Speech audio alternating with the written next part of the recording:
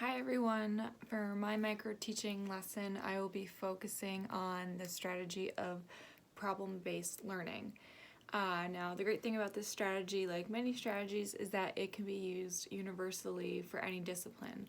Now I will specifically be using it in the area of special education. I work in a autism support classroom for students ages 18 to 21.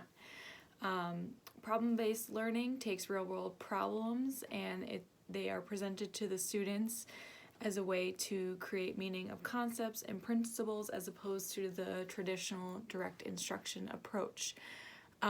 So problems are presented to the students and they are asked to solve them.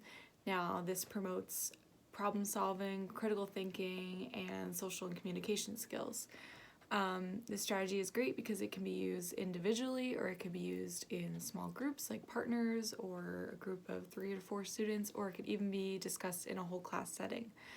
The problem can come from a variety of sources such as a newspaper, a magazine, or even a fictional problem like a movie or TV show, or even a personal experience. However, it's important that the problem motivates students to seek a deeper understanding of certain concepts and principles. This strategy encourages students to navigate the complexities of our global society and prepares them to think critically in their own lives.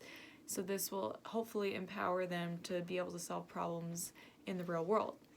Now I've broken down problem-based learning into 4 phases. The first phase is to present the problem to the students. Now this can be something that the teacher creates if they have a certain goal in mind, or the students can create or come up with a problem. The second phase is for the students to develop a plan to solve the problem. Now this can be done individually or it can be done in groups, and this will encourage brainstorming skills, critical thinking skills, research skills even, and if they're working in groups it will encourage their social skills and communication skills.